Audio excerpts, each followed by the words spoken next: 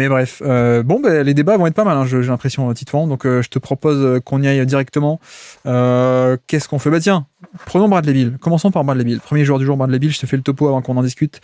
33 minutes par match en moyenne pour Bradley Beal. 53 matchs, 105 de true shooting plus. Donc, plus 5% d'efficacité relatif à la moyenne. Plus 5%.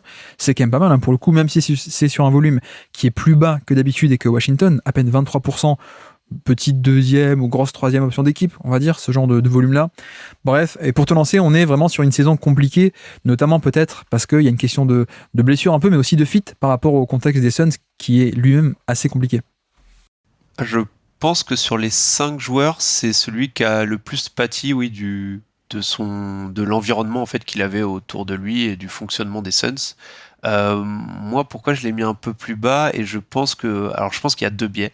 Le premier, c'est le biais de jeunesse par rapport à Banchero, qui fait que peut-être que je surévalue ça et que au fond de ma tête j'ai toujours un petit côté potentiel que forcément Bradley Beal a beaucoup moins, voire plus du tout. Ouais. Et l'autre biais, c'est peut-être en fait de savoir le Bradley Beal qu'il était avant, et de savoir qu'en fait il n'est plus ce Bradley Beal là, et forcément en fait je le vois comme un j'allais dire un downgrade, j'ai pas le mot en français, désolé, enfin une baisse, on va dire, Ouais.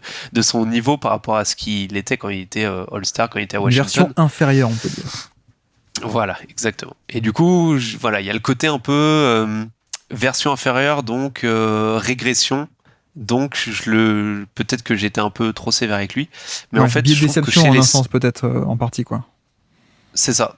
Ouais. Et donc tout ça pour dire que Bradley Beal, pour moi, il a été utilisé quasiment essentiellement en finisseur d'action, finalement.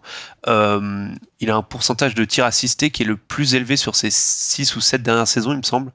Je crois qu'il faut remonter aux Wizards de John Wall pour retrouver des pourcentages de tirs assistés plus élevés que ce qu'il avait actuellement chez les Suns.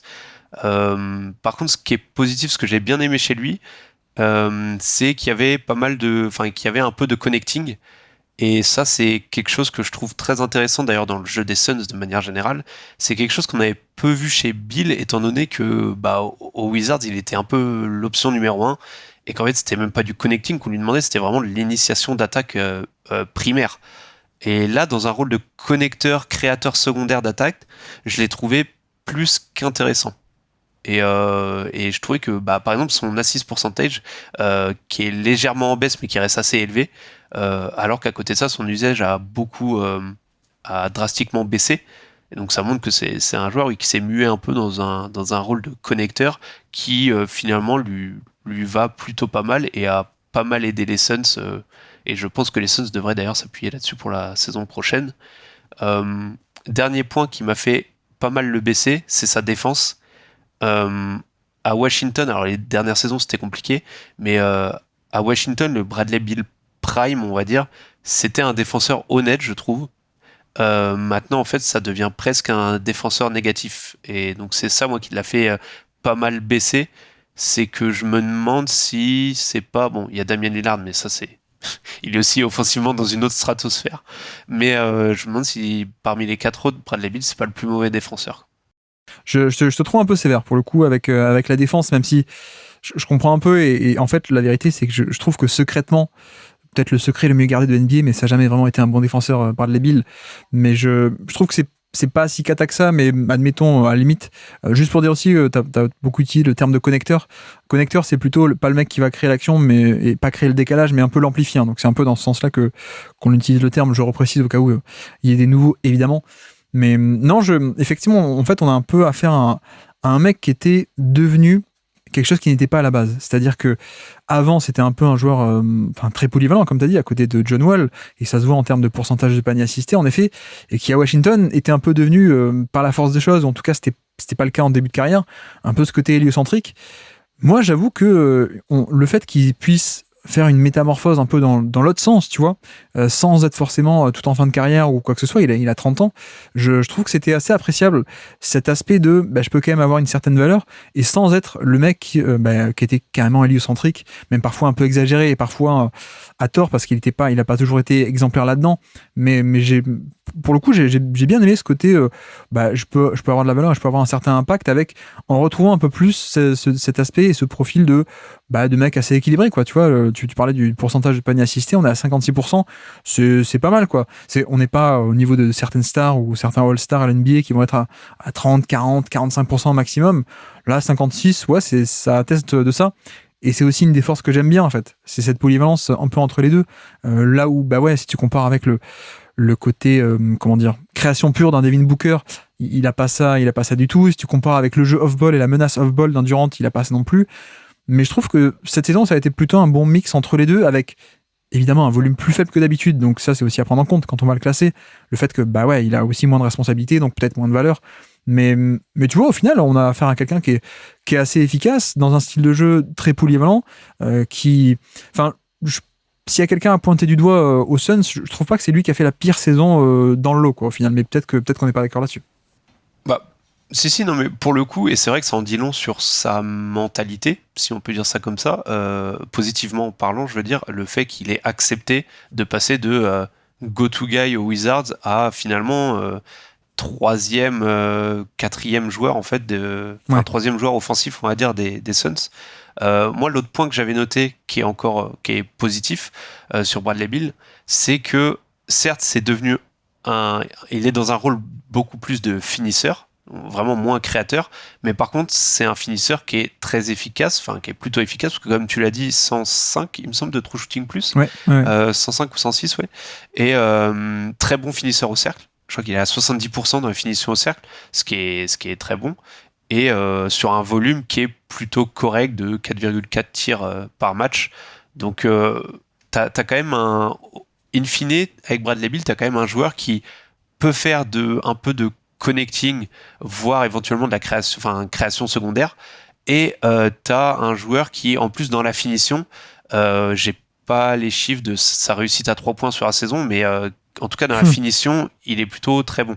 J'ai pas les chiffres à 3 points là en tête. 43%, ce qui explique à quel point il a des bonnes stats d'efficacité au général, parce qu'il a 43% cette année. Voilà, c'est pas ses standards habituels. C'est plutôt un mec qui était... Alors, dans sa période un peu plus gros volume et héliocentrique, on était autour de la moyenne, pas beaucoup plus, tu vois, autour de 35%, 36%, parfois 37%. Par contre, on retrouve un peu ses standards un peu d'avant, c'est-à-dire tout début de carrière, quand il était un peu ce joueur polyvalent, qui était autour des 40%. Et je pense que ça joue beaucoup, tu vois, parce que tu t'as parlé du pourcentage de paniers assistés au général, mais si on se concentre sur les 3 points, en fait, on retrouve un mec qui était, tu vois, en début de carrière, il était à 95% de paniers assistés à 3 points. Là, on retrouve à 87%. Donc on retrouve un peu ces zones-là, alors qu'entre-temps, quand il a pris des responsabilités, il y avait plus de pull-up, etc. Et donc le 3 points, effectivement, est un peu en surchauffe, peut-être, on va dire, mais c'est pas que de la pure surchauffe. Je sais pas si tu vois ce que je veux dire, il y a aussi un aspect il a un rôle plus sobre, et donc plus de catch and shoot et moins de pull-up, donc ça participe aussi à ce on retrouve un peu un Bradley Beal qui a une bonne efficacité à 3 points, et donc cette efficacité au général qui est intéressante. Mais non, mais au final, j'allais dire, pour moi, c'est quand même, vu qu'on est là pour évaluer sur la saison passée, peut-être que c'est une surchauffe, mais au final, on devrait le récompenser quand même pour ça, parce que finalement, c'est un joueur qui a 70% de réussite au cercle et 43% de réussite à 3 points. Finalement, le joueur, il a des pourcentages de réussite qui sont bons, voire très très bons, dans 2 des tirs les plus rentables du basket, en fait. Exactement, c'est un peu l'aspect où on évalue la performance, donc si t'es en surchauffe, tant mieux pour toi.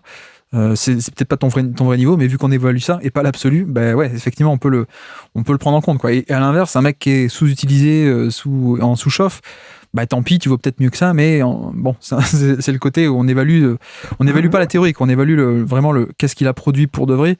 Et tu vois, tu parlais aussi du panier, j'ai les stats de drive aussi, il est parmi les gros drivers, il est 21e sur 57 gros drivers. Donc ça fait quoi? Ça fait autour du 60e centile, 63e centile. On est au-dessus de la moyenne, quoi, grosso modo. Donc en fait, le truc, j'ai l'impression qu'avec Bradley Beal, c'est pas tant son niveau de jeu, j'ai l'impression qu'il y a un peu un jugement et qu'il cristallise un peu les problèmes des Suns, parce que je trouve que ce qu'on a sur le terrain, c'est très sympa. Le problème, c'est que est-ce que tu as besoin de payer 50 millions pour ça, premièrement, et que deuxièmement, le fait que tu payes 50 millions pour ça, hein, pour un mec qui dans ce qu'il produit, c'est bien, mais qu'il est tellement payé, en fait, ça bloque tout le reste. Donc, enfin, je sais pas si tu vois ce que je veux dire, mais il y a un peu ce côté entre, je dirais pas une disproportion, mais il y a ce que le joueur produit pour de vrai sur le terrain et son niveau de jeu et tout ce qu'on peut dire, ok. De l'autre côté, pardon, il cristallise aussi tout ce qu'on n'aime pas trop avec cette équipe des Suns, c'est-à-dire mais pourquoi vous êtes allé chercher une troisième star en plus pour pas la faire jouer comme une star, ça bloque toute la construction d'équipe, etc., etc. C'est vrai qu'en plus défensivement il est pas top. C'est un profil qui est polyvalent, je trouve, mais qui va pas régler les problèmes de playmaking. Par exemple, tu vois, c'est si on était allé chercher, je sais pas moi, un meneur star à la place, peut-être qu'on aurait vu ça différemment, mais c'était encore un scoreur polyvalent et pas une vraie solution de main ou de quoi que ce soit. Donc j'ai l'impression qu'il y a une différence de vision parce que le contexte des Suns, qui est aussi un peu à cause de lui, on t'a choisi toi, t'es payé, etc. Enfin, moi je vais pas refaire le refrain, mais entre la vision et finalement le joueur qu'on a, qui est, ma foi, un joueur fort sympathique, sauf, enfin, modulo, le côté faible volume et plus faible que d'habitude, quoi. Oui, bah, je pense que ce qui baisse un peu sa valeur aux yeux des gens, c'est oui le contrat et le fait que bah, il est quand même injury prone depuis pas mal de saisons. Enfin, Ouais. j'ai pas sous les yeux le nombre de matchs qu'il a joué sur les 3-4 dernières saisons, mais je suis pas sûr qu'il ait fait une saison à plus de 80%. La dernière, c'était 2021, ouais. Donc c'était il y a 3 ans déjà. Ouais, donc oui, non, je pense que blessure plus contrat font que, bah, en fait, c'est un joueur, comme tu l'as dit, c'est un bon role player, mais qui est payé comme une superstar, en fait. C'est ça, exactement. Et c'est tout le problème. C'est que du coup, oui, c'est un peu de sa faute et c'est pas bien, mais en même temps, si on évalue juste la perf, elle est pas si mal que ça, quoi, au final, mais ok. Est-ce qu'on C'est pour ça que je disais que je l'ai peut-être un peu trop baissé pour le biais de déception parce que c'est Bradley Beal. Ouais. Et tu vois, la même stat pour Michael Johnson, tu vois. Ouais.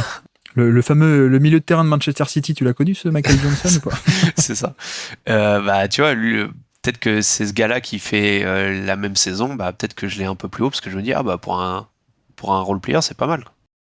Je me rends compte que tu penses que j'ai fait une blague, mais il y avait vraiment Michael Johnson à City à l'époque, fin année 2000, qui était un jeune espoir du foot anglais. Mais Ok, bah. bref, restons sur Bradley Beal. Non, t'as pas connu cette époque. Non. C'est pas grave, restons sur Bradley Beal. Non, voilà, je pense qu'on a à peu près fait le tour du profil. Scoring très polyvalent, du passing. Bah, tu vois, même le passing, le côté création, c'est pas mal. C'est juste que c'est pas le gros passeur qu'il aurait fallu, en fait. C'est peut-être ça aussi le problème, c'est un mec qui peut un peu tout faire, un peu driving kick, un peu pick and roll, mais en fait c'est un peu comme Booker aussi, quoi. Donc c'est bon, il y a un peu redondance peut-être de ce côté-là. Et puis la défense, comme tu dis, qui oscille parfois autour de la valeur neutre, on va dire, pour être gentil. Donc parfois un peu bien, parfois un peu nul. On est d'accord. Mais alors avec tout ça, où est-ce qu'on le projette dans ce fameux classement? Alors attends, je me remets le classement sous les yeux. Bah, du coup, j'essaye d'enlever le côté contrat de la tête. Est-ce que... Si je te fais un duel par rapport à Derrick White, par exemple. Bah, tu vois, typiquement, si c'est pour avoir la même chose, je préfère avoir Derrick White parce qu'au moins, t'as la défense qui est quasi élite, en fait, de l'autre côté du terrain. Je pense aussi que Derrick White a un point à pas dépasser cette année. Je pense. Genre, tu vois, à la limite, je l'aurais mis autour de la 30e place, mais en fait... ouais. En fait, il y a des joueurs où je le vois au-dessus et d'autres où je le vois en dessous. Ouais, forcément. C'est quoi un peu tes points de repère là, par rapport à Bill, du coup?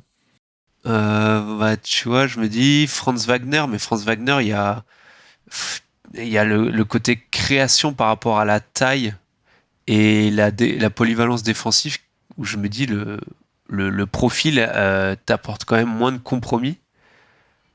Mais je me dis, est-ce qu'il est pas plus utile qu'un Aaron Gordon, tu vois? Est-ce qu'il serait pas entre Franz Wagner et Aaron Gordon? Ouais, alors après, c'est vrai que Franz Wagner, il y a ce truc de... En fait, tu vois, le volume de Wagner, c'est... Après, il fait pas une bonne saison. Non, mais en plus, Wagner n'a pas un volume qui est beaucoup plus grand que ça, paradoxalement, tu vois. Je crois qu'en usage, on est autour, pareil, 23-24. Et c'est une frustration, c'est qu'on aimerait que ce soit plus pour Wagner aussi. Mais oui, alors il y a la défense en plus, mais pas trop l'efficacité chez Wagner cette année, parce que le pull-up et le jump shot étaient un peu en panne. Donc ouais, non, mais ça me va de le mettre par là, un peu de le coller, parce que ce que Bradley Beal n'a peut-être pas en défense, il l'a en efficacité. Ça me va. Et tu vois, je crois que l'an dernier, entre guillemets, la vraie version de Bradley Beal, qui était un peu plus gros volume, etc., on était 15 places plus haut, quoi. On était dans la zone des créateurs secondaires, là, avec des DeRozan, avec des mecs comme ça. Mais là, c'est vrai que, en fait, non, si tu as un volume qui est de 3e option, de facto, tu peux pas produire plus que ça en termes de valeur, je trouve. Donc, ouais, ça me va de le mettre. Qu'est-ce qu'on fait? Tu veux le mettre en cran en dessous de Wagner, alors? Ouais, je le descendrais pas en dessous de Barnes, voire ou de Gordon. Aaron Gordon serait vraiment ma limite, parce qu'Aaron Gordon, pour le coup, c'est vraiment juste un finisseur. Ouais. Je trouve, là où Bill, t'as quand même le côté un peu connecting qui est plutôt intéressant. Donc, Écoute, on peut faire ça. On a Franz Wagner, Sengun, on met Bradley Beal à ce moment-là, juste après, ouais, et c'est au-dessus de Scottie Barnes, Aaron Gordon. Ça peut le faire. Tu vois, on retrouve pareil, hein, un peu en dessous, on a un Michael Porter Jr. qui lui aussi est un bon attaquant à volume modéré, ça veut pas top en défense, enfin, tout est relatif, mais non, ça me va. Ok, mais faisons ça. Faisons ça, très bien. Et donc, petit quiz pour finir. Est-ce que tu avais oublié ça? Est-ce que tu avais oublié les quiz à la fin? En plus, je me suis dit, il faut que je m'y prépare et j'ai complètement zappé. Non, tu peux pas te préparer. Tu peux pas te préparer. Nous sommes le 10 novembre 2023. On essaie de se remémorer, les bonnes actions de la saison. Et en fait, c'est un poster dunk sur LeBron James. Alors, poster à moitié parce que en fait, LeBron à la fin, hop, il s'écarte parce que non, j'ai pas envie d'être sur la photo. Mais donc, c'est un poster dunk de Bradley Beal sur LeBron James qui s'efface, on va dire, le 10 novembre 2023. Qui est sur le terrain? Es-tu capable de citer des joueurs sur le terrain à ce moment-là? Allez, LeBron. Bien joué. Bradley Beal aussi. Ouais, Bradley Beal du coup. KD. KD sur le terrain, oui, tout à fait. Ouais, Booker. Booker n'est pas sur le terrain, non. Nurkic. Nurkic, ouais. Ce n'est pas Booker, mais si je te dis coup de pied. Coup de pied. Si je te dis ciblé par Tatum et par les Celtics en 2022, encore et encore et encore. Grayson Allen. Exactement, Grayson Allen. Et le dernier, alors là, il est compliqué. Le dernier, c'est un ailier de la draft 2018, mais alors toi, tu suivais pas à l'époque, tu m'as dit. Il a un nom composé, un grand poste 4. J'avais Watanabe, mais du coup, non. Non, un poste 4 qui a des très longs bras, mais pas très athlétique.